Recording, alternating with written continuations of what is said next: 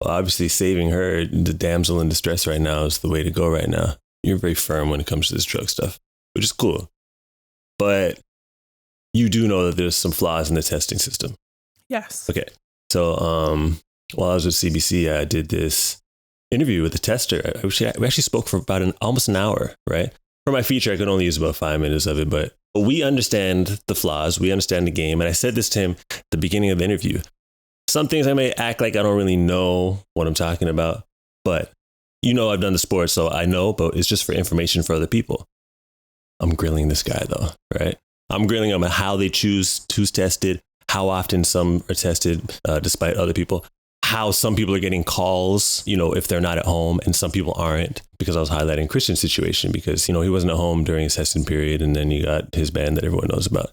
The way I got grilled for going at this tester, people are mad at me like, well, you're kind of embarrassing the tester, and he looked a little bit uncomfortable, and I don't know, it's just, I feel a little bit bad for him. I might have to move it. I got some backlash because I'm coming to this tester with some facts, some flaws, like some things that need to be changed, some things that have holes in them, or a little bit sketchy. Please explain this to me.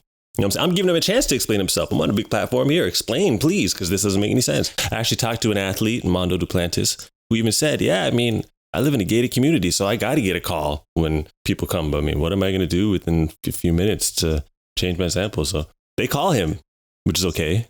I'm talking to this tester. They don't like the questions I'm asking. The tester's a little bit embarrassed or uncomfortable because he's being asked some stuff that he's not used to getting asked. What your point was, is that this is affecting athletes' livelihoods and their whole entire life. The embarrassment, everything, let alone just being able to compete. Because look what's happened to Christian. And you know what I'm feeling, right? What I feel about the situation. I do know. Right.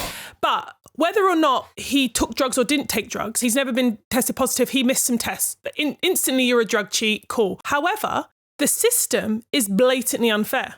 It's not consistent.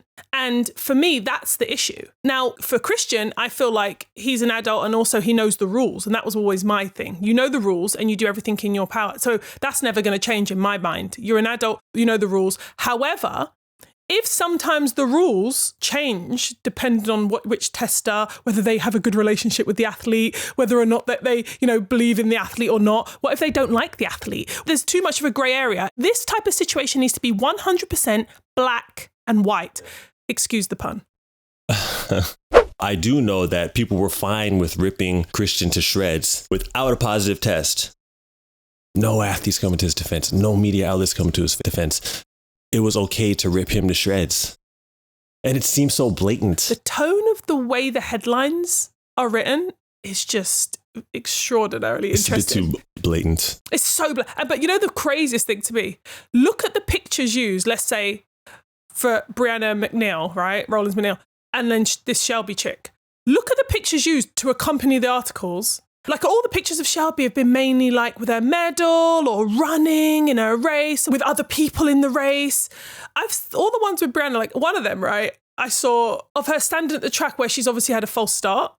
And there's an official standing in front of her with a red ticket holding it up in front of her and her looking all like, obviously to accompany the article, like you're getting red carded, get out of here. So harsh. Another one where it's just a close up on her and she's like crossing the line, but obviously she's looking to the side, but her face, where the gravity hits your face, like when you're running, right? And it just looks like a terrible picture. And then there's another one where her hands are out, like, when you hold your hands up and she's looking all confused. These are the type of images that they're accompanying. And then, a lot of people ain't reading the article. Right. They're going to see the image and watch the headline. That's it. Judgment.